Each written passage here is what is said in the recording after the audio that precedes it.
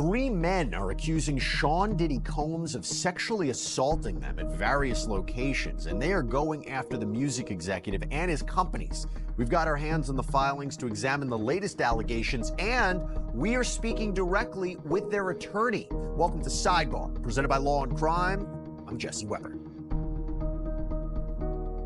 The onslaught of civil lawsuits against Sean Diddy Combs is continuing, and this time we go to New York State Court. So an attorney has filed 3 new complaints with the New York Supreme Court this week on behalf of 3 John Does, these unidentified men. And you might remember, actually, that Joy Dickerson-Neal, one of the women who alleged that Combs and his associates had assaulted her back in the 90s, she filed her lawsuit in that same courtroom back in 2023. Now, the 3 lawsuits here, they lay out different attacks at different locations, 2 at hotels and 1 at Combs' home. Now, of course, allegations have been piling up against Sean Combs, this disgraced rapper, over the past year. And despite him settling what was reportedly a multi-million-dollar lawsuit with his ex-girlfriend Cassandra Ventura, other than him admitting, or seemingly admitting, it was him in that 2016 videotape that was released by CNN of him purportedly beating Ventura in a hotel hallway, he really hasn't admitted to anything. He has said that he is innocent of all of this. And by the way, he is innocent until proven guilty. He hasn't been found guilty of any crime related to this sex crimes investigations, and he also hasn't been found liable in any of the complaints that have been filed against him in the past year. And as I said, he's facing these federal criminal charges right now out of the Southern District of New York, where prosecutors accuse him of racketeering conspiracy, sex trafficking by force, fraud, or coercion, transportation to engage in prostitution, and the government claims that Combs used his money and influence to force women to participate in freak-offs, these prolonged sex performances that involved commercial sex workers and many times drug abuse. Well, right now, Combs is locked up at the Metropolitan Detention Center in Brooklyn, New York, as he's facing lawsuit after lawsuit. He was arrested in September. He's tried for bail 3 times in front of multiple judges. He's been denied every time.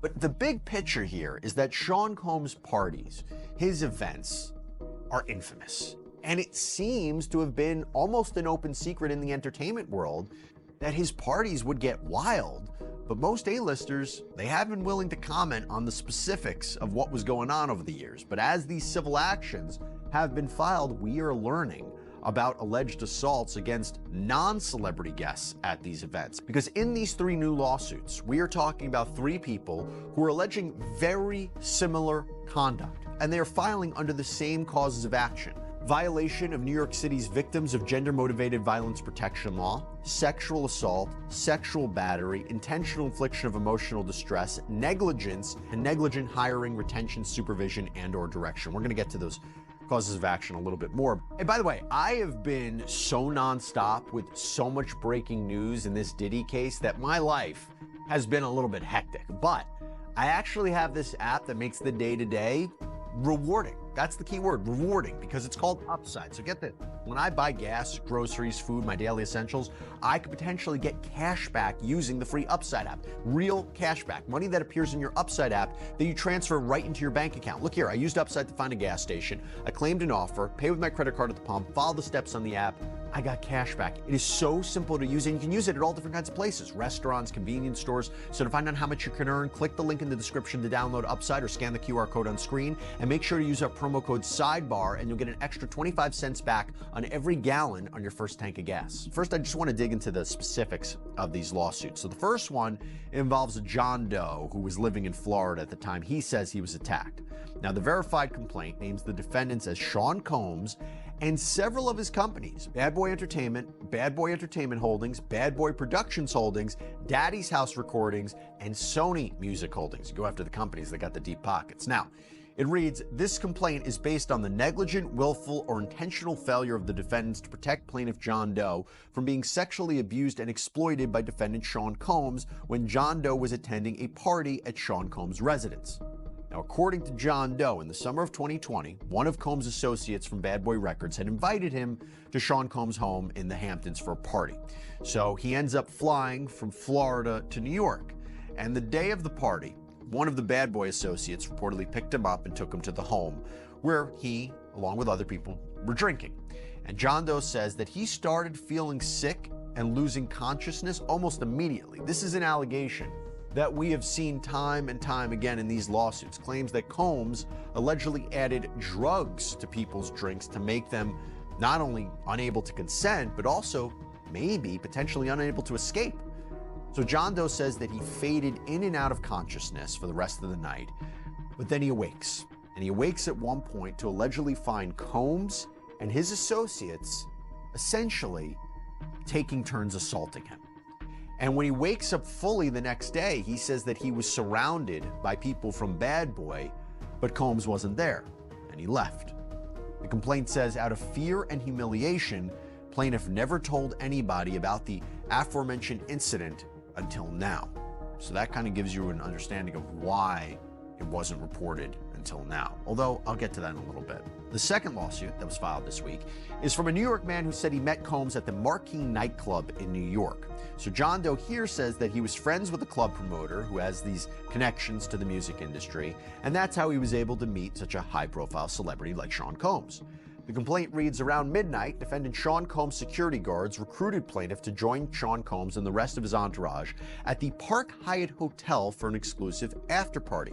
Plaintiff then joined defendant Sean Combs and about 10 other people from Bad Boy Records at Sean Combs' hotel suite within the Park Hyatt, New York. Now, that is an interesting thing to note here because the Park Hyatt, New York is actually where Combs was staying when he was arrested in September. Do we remember that? His lawyer said that he had traveled to New York to turn himself into the police, but according to them, they jumped the gun and arrested him the night before at his hotel. There was even surveillance footage of that. Well, John Doe says that when he gets to this hotel, Combs goes into another room and he comes back with a cocktail, and he gives that cocktail to John Doe. Quote, soon after, defendant Combs started ushering his guests, including plaintiff, into the bedroom within the hotel suite.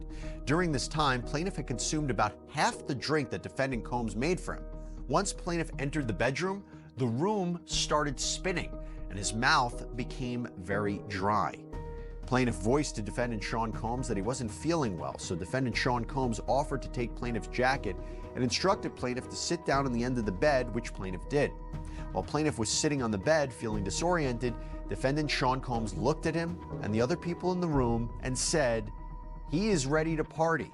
Now that is especially chilling because that is almost the exact same thing that Combs allegedly said to a 13-year-old girl in 2000 that he is accused now in a separate lawsuit of raping, that this happened at a Video Music Awards after party.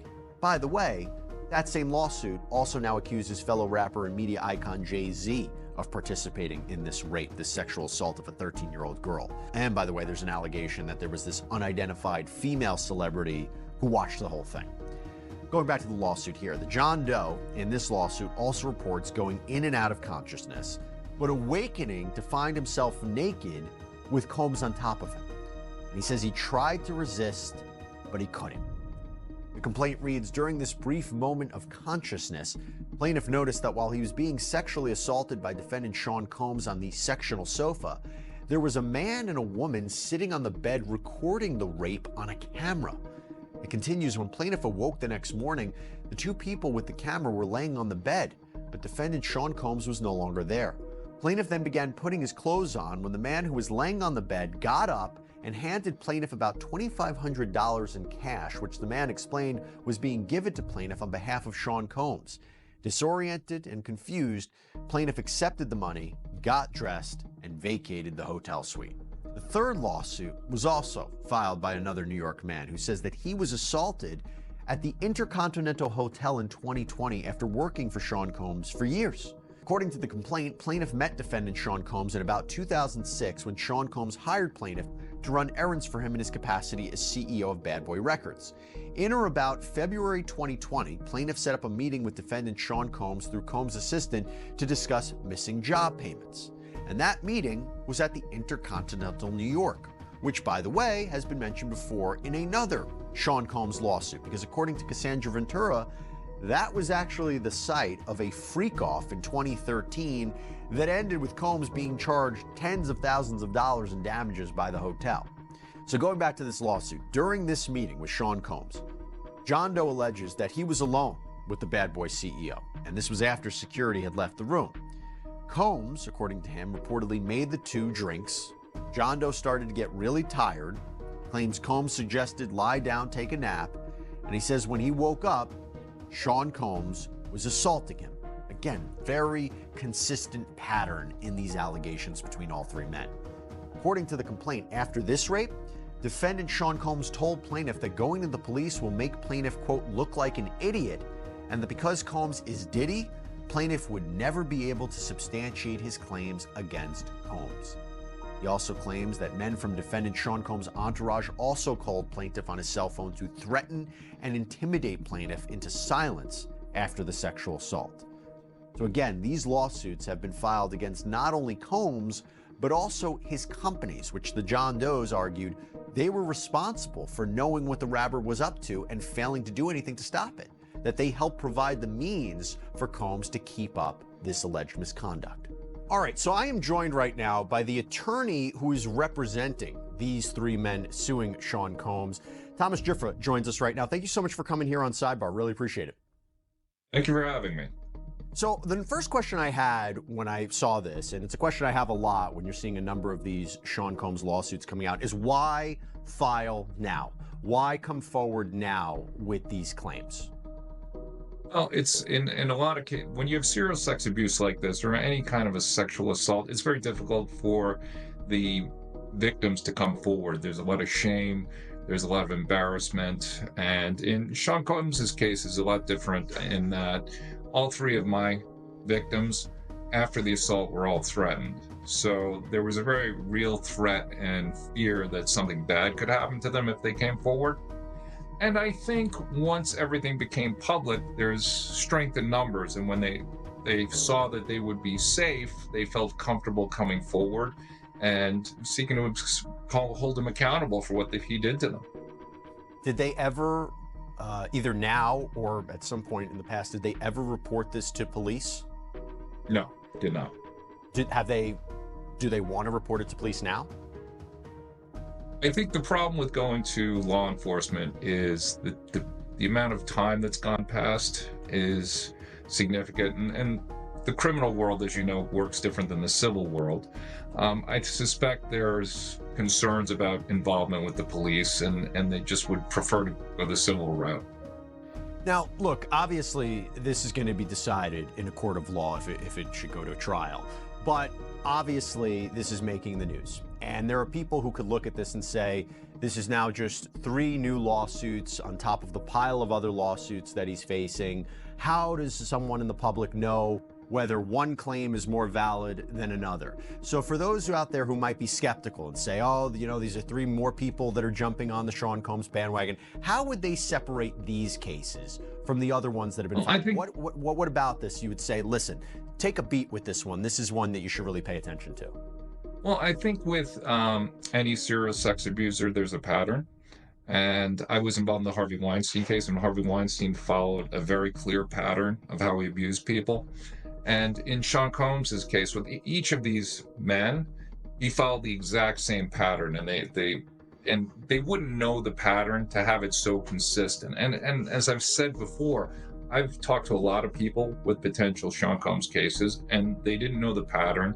The stories didn't make sense. Oh, you get a pretty good nose for what makes sense when you're in my businesses for 30 years of whether somebody's making something up. And if you get that sense and it tingles just a bit, you don't want to proceed with it because it's your reputation on the line. Because on these kinds of cases, there's probably a videotape somewhere of one of these assaults, but I'm sure as heck not going to get it. And there isn't going to be that kind of evidence. And there really never is.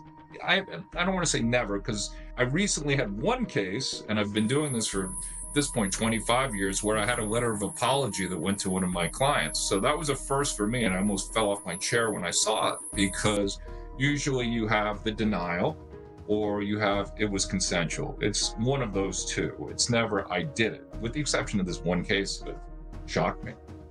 And by the way, I saw you in your interview with Chris Cuomo last night on News Nation, where you said, you know, these are 3 independent cases. These are people who didn't know each other. Their accounts were so similar. And I will tell you, after reading the 3 complaints, I got confused as to who was who because they were so consistent in their stories. That's the thing. Yeah. Now, here's the question. You mentioned something, the evidence. What additional evidence do you have or you hope to get during the course of this case to prove their claims, other than their own accounts of what happened? You mentioned, I believe there was a potential videotape of one of these alleged assaults. So talk to me about what evidence you're hoping to have or have. Well, I think realistically that videotape is now sleeping with the fishes, as they say. I will never see that videotape. It will never see the light of day. And a lot of this comes to the credibility of the people who are giving the testimony. And I found all three of these men to be extremely credible, very consistent. As you can see, they're all from different parts of the country, so they didn't know each other. They didn't run in the same circles. And there was a certain randomness to how the stories became so consistent. And I thought that was pretty striking. And then you have to look at the evidence that you have outside of this. Now, certainly it doesn't come into this individual case, but you get a pretty good sense of how Sean Combs operates based on just the video you saw with Cassie, his ex-girlfriend. I mean, that's not a normal person. That's not somebody who treats somebody with respect. It's not shocking for me that somebody like that could do what happened in this case. By the way, why did you file these in New York State Court? A lot of the cases that we have seen so far against Sean Combs have been filed in federal court. Now, I will say that a lot of those alleged victims were not from New York, so they're from a different state. There's that, and because they're from different states and they're suing for obviously more than $75,000, that's how, subject matter jurisdiction gets triggered, how they can file in federal court. But I believe at least one of your clients is from Florida. So was there a strategic advantage to go to a state route as opposed to a federal court? Well, jurisdiction's proper in state court in every single case because the assaults all took place in New York. At the time of the assaults, all of the defendants were New York residents. Federal court is really designed to protect out-of-state residents from getting a disadvantage for being a defendant in a foreign venue. So that's one reason. It's a personal preference for me. I prefer state court. I think I prefer the system in state court to federal court. It's just a personal preference, really. Well, two questions I had about the counts, the causes of action that you're filing under. Some of them are very straightforward, with respect to what Combs allegedly did. But one of the things that you are filing under, and we've seen this before in other Combs cases, is the Gender Motivated Violence Protection Act against Sean Combs, and also the causes of action against the companies. Can you explain the theory behind the Gender Motivated Violence Protection Act count, and also going after the companies, how you plan to hold them liable? Well, I think let me gender motivated violence. The cases are timely under the New York State statute of limitations, so we're okay with that. But we always allege the city causes of action, which is a gender motivated violence, which basically is the same claim as a state claim, but it's just unique to the city of New York. And we just, as a pattern and practice of what we do, is we always plead it. As far as holding the companies in one of my clients worked for his companies. I think there's the role of to distinguish between Sean Combs and his various entities is very difficult because it's not the typical corporation where there's a real hierarchy, a corporate type of setup. It's more his company is under him and he's calling all the shots. And a lot of these events were mixed into the dealings of his companies. Let me ask you this. I mean, from a practical point of view, he's facing multiple lawsuits. He's facing criminal charges. The legal bills are racking up. He has a lot of these civil suits. Do you go after the companies too? Because if you're actually successful in this case, is there a better chance of recovering from if you go after the companies? Probably. I think Sean Combs is different than, say, Harvey Weinstein, who maybe didn't have the independent financial wherewithal. And I suspect Sean Combs probably has done a lot of things through the years to protect his money from the consequences. One of the things I was thinking about with this case was potential defenses. And I imagine there's a consistent line you talked about, the alleged drugging and alleged sexual assault. Would an argument be for the defense, well, if these John Does claim that they were drugged to the point where they can't quite, they were in and out of consciousness, how can they properly know what happened to them? How can we trust their accounting of events? What would be the response to that? think my response would be that most people who are coming out of being roofied and are being raped would know. There you go. Okay, so let me ask you this then. You mentioned, I know you've said that over 60 people have reached out to you to represent them, and you chose these three individuals.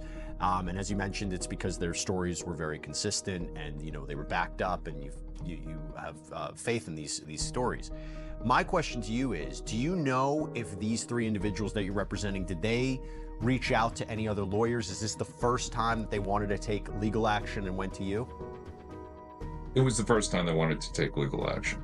Yeah, and I have to imagine this is not easy, even though they are currently John Does. They're not being identified. But as you know, with a lot of the other Combs cases, he has been fighting, and Jay-Z is doing the same thing now, fighting to have these Jane and John Does, their names exposed, and they can no longer proceed anonymously. Now, Sean Combs has actually been successful with some of those cases.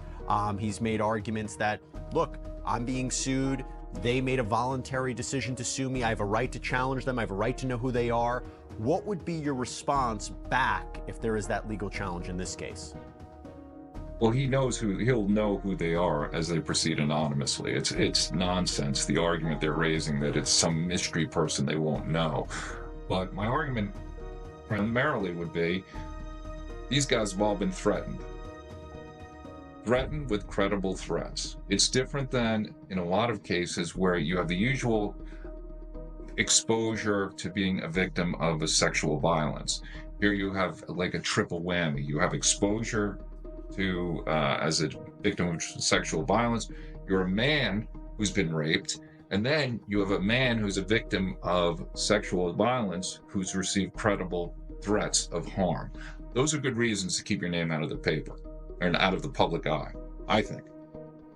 If they had to reveal their identities, if the court ordered them to reveal their identities, do you think your clients would want to continue on with the case with their names being public? Well, I mean, the whole reason they want their names public is to intimidate them so they won't proceed.